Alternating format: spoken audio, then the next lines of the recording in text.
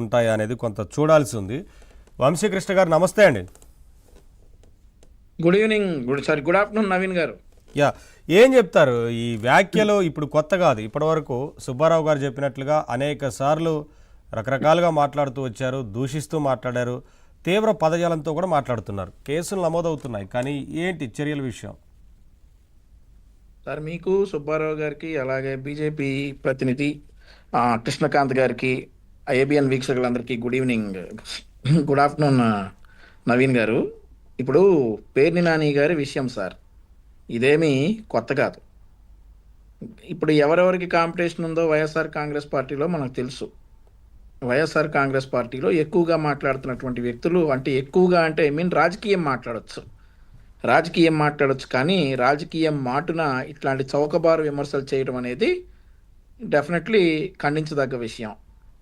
పేర్ని నాని గారు మాట్లాడుతూ పవన్ కళ్యాణ్ గారి గురించి, చంద్రబాబు నాయుడు గారి గురించి నెయ్యిలో అసలు కల్తీయే జరగలేదు అన్నట్లుగా ఇప్పుడు ఏం చేస్తారు, మీకు వాతలు పెట్టాలి అయ్యి అని చెప్పేసి పేర్ని నాని గారు నిన్న మాట్లాడినటువంటి సందర్భం.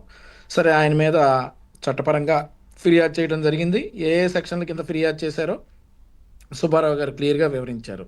అయితే సార్, ఇక్కడ విషయం ఏంటంటే అంబటి రాంబాబుకి పేర్ని నానికి మధ్య పెద్ద పోటీ జరుగుతూ ఉంది. వైఎస్ఆర్ కాంగ్రెస్ పార్టీలో ఎవరు గొప్ప, ఎవరు అధినేత దృష్టిలో పడాలనేటటువంటి విషయంలో జరుగుతున్నటువంటి పోటీలో భాగంగా అంబటి రాంబాబు రెడ్ బుక్ నా కుక్క కూడా భయపడదు అని అంటే, పేర్ని నాని దానికి ఎక్కువగా ఇంకొక మాట అనమాట. సో ఇట్లా వారి మధ్య జరుగుతున్నటువంటి ఈ పోరులో భాగంగా, ఏదైతే ఈ పోరు ఉందో ఈ పోరులో భాగంగా ఇక జగన్మోహన్ రెడ్డి గారి దృష్టిలో పడాలి, కేసులు అవన్నీ కూడా అవి ఉంటేనే మనం బయటకి ప్రొజెక్ట్ అవుతాం అనేటటువంటి ఉద్దేశంతో ఇలాంటి చౌకబారు వ్యవహారాలన్నింటిలో కూడా పేర్ని నాని గారు తన నోరు బారేసుకోవడం జరుగుతూ ఉంది. అయితే సార్, ఇదేం కొత్త కాదు, పేర్ని నాని గతంలో కూడా ఇలానే చేశాడు. అయితే మీరు అంటున్నట్లుగా శిక్షలు లేవా, కేసులు నమోదవుతూ ఉన్నాయి, యాక్షన్ తీసుకురా అని అడిగితే ఇందాక స్పష్టంగా చెప్పారు మన సుబ్బారావు గారు. ఎన్ని సంవత్సరాలు జైలు శిక్ష పడుతుంది ఏంటి, ఈ కేసులో ఎట్లా మనం ముందుకెళ్ళొచ్చు అనేటటువంటి విషయాలు చాలా క్లియర్గా సుబ్బారావు గారు చెప్పారు.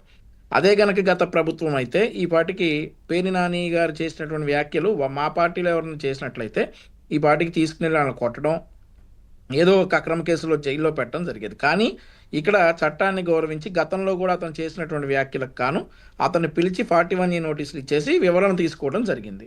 మళ్ళీ ఇదే సేమ్ అఫెన్స్ మళ్ళీ రిపీట్ చేశారు. ఇలా 3-4 అఫెన్సులు రిపీట్ అయితే కనుక డెఫినెట్లీ కోర్టే రిమాండ్ ఇస్తుంది పేర్ని నాని గారికి. ఇది హ్యాబిచువల్ అఫెండర్, ఇతను కావాలని ఇలా చేస్తూ ఉన్నాడు, పదే వ్యక్తిగత దూషణలు చేస్తూ ఉన్నాడు, పదే రాజకీయాల్లో ఉన్నటువంటి వ్యక్తి పదే అవతల వ్యక్తుల మీద వ్యక్తిగత దూషణలు చేస్తూ ఉన్నారు, అలాగే నిరాధార ఆరోపణలతో చేస్తూ ఉన్నారు అనేటటువంటి విషయాలను గనక ఒకటి వంశీకృష్ణ గారు, రేషన్ బియ్యం వ్యవహారానికి సంబంధించి తప్పు జరిగిందని వారే ఒప్పుకున్నప్పటికీ కేసు నమోదైనా సరే మరి పెద్దగా చర్యల విషయంలో ఆ రోజున ఏం తీసుకున్నట్లు కనపడలేదు. వారు ముందస్తు బెయిల్ తీసుకొచ్చుకున్నారు, ఇవన్నీ చెప్పొచ్చు, కానీ ఏమి పెద్దగా ఏమైనా తీసుకున్నారా చర్యలు? సార్, ఇప్పుడు ఆ కేసులన్నీ కూడా నడుస్తూ ఉన్నాయి. చర్యలు తీసుకున్నారంటే మా ముఖ్యమంత్రి గారు క్లియర్గా చెప్తా ఉన్నారు, అన్ని రుజువు అయితే, అన్ని సాక్ష్యాధారాలతో సహా రుజువు అయితే ఎవరిని వదిలిపెట్టే ప్రసక్తే లేదు. ఆయనే చెప్పారు కదా, జరిగింది తప్పని డబ్బులు కూడా ఫైన్ కడతా అని. ఇంకా అదే సార్, ఇప్పుడు వాళ్ళకి ఇప్పుడు కోర్టులో జరిగిన దాన్ని బట్టి, కోర్టులో వాదనలు జరిగిన దాన్ని బట్టి వెళ్ళేటటువంటి మ్యాటర్లో మేమైతే ఇప్పుడు మాట్లాడదలుచుకోలేదు. కోర్టులో ఉంది, పేర్ని నాని గారి మీద ఉన్నటువంటి వ్యవహారం కోర్టులో ఉంది. కోర్టు కనుక శిక్షిస్తే అతన్ని ఎవరు ఆపలేరు, ఫైన్ కడతా ఉన్నా కానీ అతన్ని ఎవరు ఆపలేరు.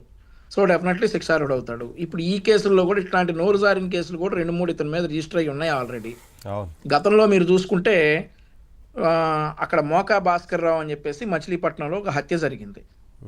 ఆ హత్య కేసులో మేము ప్రతిపక్షంలో ఉండగా మా నాయకుడైనటువంటి కొల్లు రవీంద్ర గారిని ఇరికించి ఆల్మోస్ట్ 52 రోజులు జైల్లో పెట్టినటువంటి సందర్భం గతంలో, అసలు సంబంధం లేనిటువంటి వ్యక్తి మీద.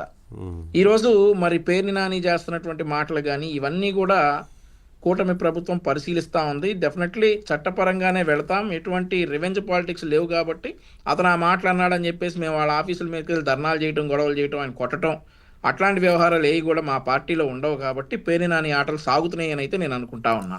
ఏదైనా అట్లాంటివి చేయాలని కోరుకోరు, చట్ట ప్రకారమే వెళ్ళాలని కోరుకుంటారు. సార్, వాళ్ళు కోరుకున్నారు కదా సార్, వాళ్ళు గతంలో ఒక చిన్న మాటకు వచ్చేసి మా కార్యాలయాల మీద దాడులు చేశారు కదా. సో ఆ సంస్కృతి మా పార్టీలో లేదు. చట్టపరంగానే పేర్ని నాని గారిని శిక్షిస్తామని అయితే చెప్తా ఉన్నా. కృష్ణకాంత్ గారు నమస్తే అండి.